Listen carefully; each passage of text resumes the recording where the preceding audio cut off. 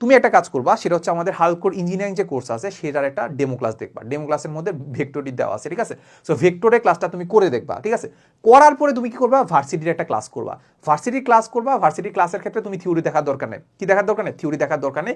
যেসব কোশ্চেনটা সলভ করাচ্ছে ওটাতে ভিডিওটা পজ করবা, ভিডিওটা পজ করে নিজে করার চেষ্টা করবা। কি করবা? নিজে করার চেষ্টা করবা।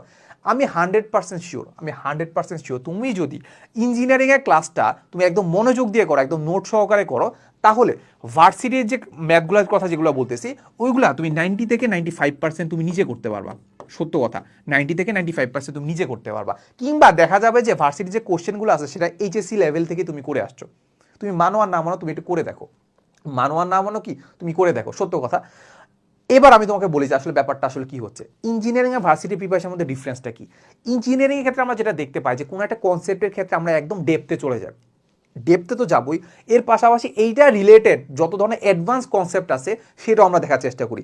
এরপর এটার আসলে কোশ্চেন ব্যাংক সলভ করি। কোশ্চেন ব্যাংক সলভ করার পরে আমরা কিছু অ্যাডভান্স ম্যাথ প্রবলেমও সলভ করি। সো এই যে এত কাহিনী করতেছি, এটা কারণে দেখা যাচ্ছে যে তোমার প্রিপারেশনটা কিন্তু আসলেই অনেক হার্ড হয়ে যাচ্ছে। সো ইঞ্জিনিয়ারিং প্রিপারেশন নেওয়াটা কিন্তু আসলেই হার্ড। সো এইটার কারণে তুমি যদি ভার্সিটি প্রিপারেশনের দিকে তাকাও, ভার্সিটি প্রিপারেশনে কিন্তু এত হার্ড না। ভার্সিটি প্রিপারেশনে নর্মালি আমরা থিওরি থাকে, বইতে যেগুলো থিওরি থাকে।